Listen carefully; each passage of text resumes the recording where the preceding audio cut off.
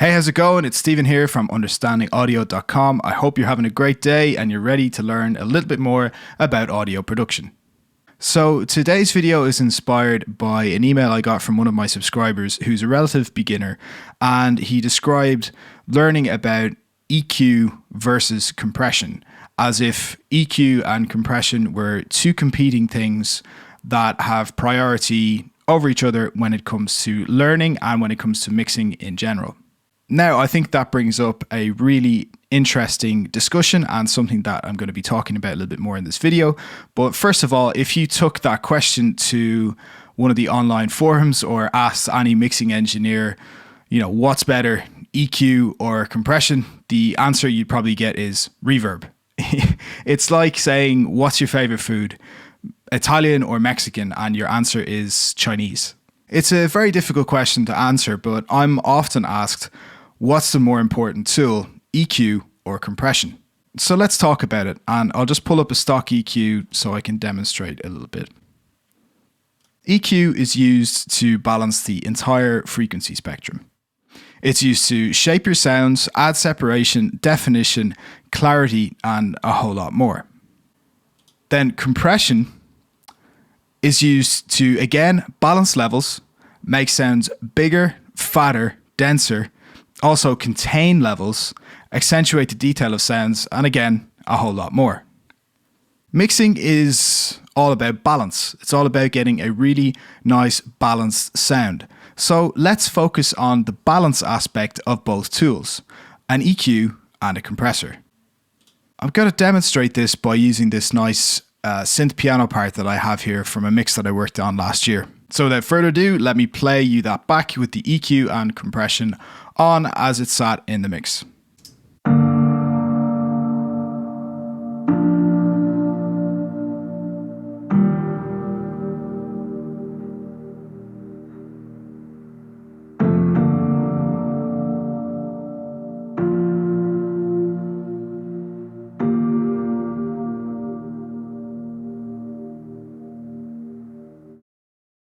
So you get the idea, quite a nice synth piano part there.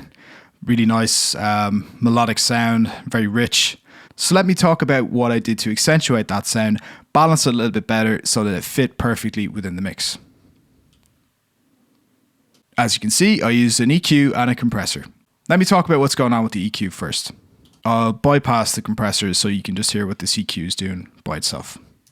Now, there's nothing crazy going on. It's just a filter, a high pass at 46. I boosted some 87. Took out some low mids around 200. Added some 1.5K, quite a bit, almost 6.5 dB. And that's pretty much it. Just a little bit of gain adjustment on the output. So let's listen to what this EQ is doing when it's turned on and then what it sounds like when it's turned off.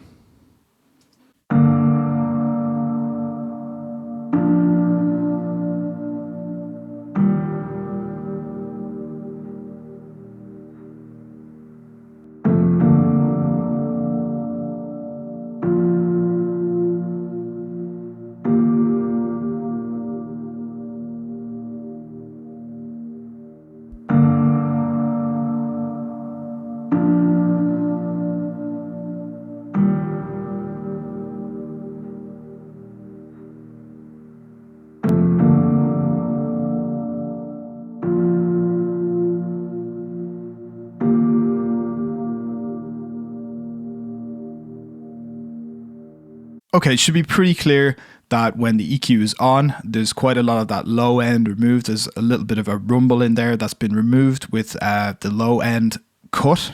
And then there's a little bit of a boost, just add a little bit more presence in that low end around that 87 mark. It's also a lot brighter because I've cleared out the mud of the low mids and added some high mids in and around that 1.5K mark. I actually added quite a lot in that range.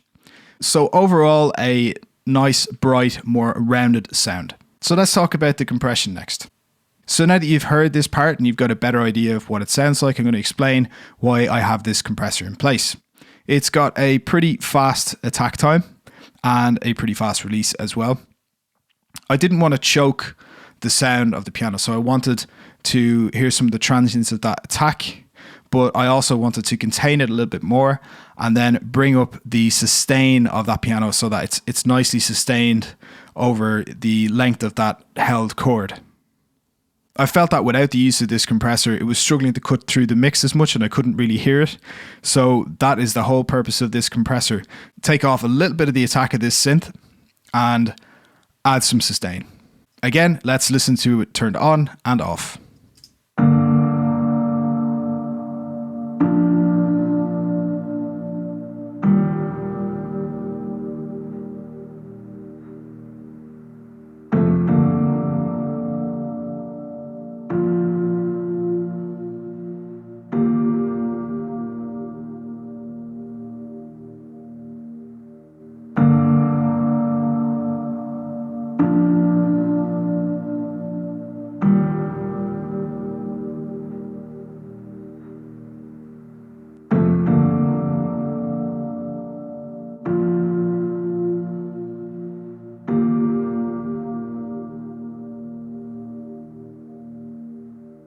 So in my opinion, that really does help the sound. It also accentuates the brightness that we've added with that EQ.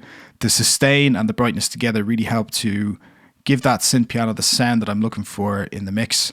And overall, I'm really happy with what those two plugins are doing. Now let's talk a little bit more about the title of this video, EQ versus compression. As you can see, they're both really, really useful tools. But EQ is able to manipulate the frequency range in a way that a compressor can't. Okay, we do have multi-band compressors that you can define a frequency range in which you want the compression to take effect, but I'm talking about relatively stock or relatively basic types of EQ and compression. Here I'm using not a stock plugin, I'm using an SSL EQ modeled on the SSL desk or SSL EQs. And I'm using an 1176 compressor, which is a type of FET compressor, a field effect transistor compressor, which allows for very fast attack and very fast release times. This type of EQ and this type of compressor are very, very commonly used. And as I said, an EQ is able to manipulate a frequency range in a way that a compressor can't. You can do what this compressor is doing with a lot of fader moves and automation. The compressor just makes this job a lot more efficient and less time consuming, and in a lot of ways a lot more accurate. You can't do what this EQ is doing with fader moves. So to get a balanced mix and to get things done quickly, it's really important to know how to use both EQ and compression. But if I was to choose which to master first, which to really get to grips with first, and I think that would make the fastest impact on your mixing results, that would be EQ. I would definitely pick EQ first because when I was starting out mixing, I used to use faders a lot to get the sound that I wanted. I was really missing out a lot on what I could do with compression, but that came later. My journey involved getting to grips with fader moves and EQ first and really getting used to what my EQs sounded like and how to master the various frequency ranges. And that will never end. I'll always be trying to improve my EQ skills. And then compression came in. Once I really started to understand compression, my mixes really improved a lot. But I was already doing a lot of what I learned about compression with fader moves. It just took me a lot longer. So if you're starting out like the email that I got and you're wondering what's better, EQ or compression, they're both incredible tools for getting great mixes.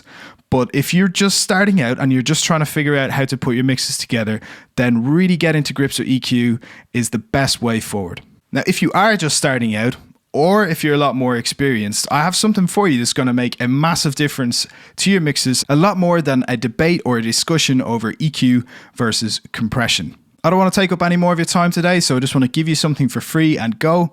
It is my free guide, the one hack that guarantees a unique pro-sounding mix, and you can get it for free right now at getpromixes.com. The reason why I'm giving you this today is because I know it's going to make a massive difference to your mixes, just like all of my subscribers over at understandingaudio.com. So don't miss out and grab it for free at getpromixes.com. Now, before you go download the free guide, if you're feeling super generous, leave a comment down below and let me know what you think is the more valuable tool, EQ or compression. If your answer is Reverb, then you're pretty much proving my point that they're all valuable tools. It just depends upon in which order you learn how to use them. If you found the information in this video helpful, then don't forget to give this video a big thumbs up and subscribe.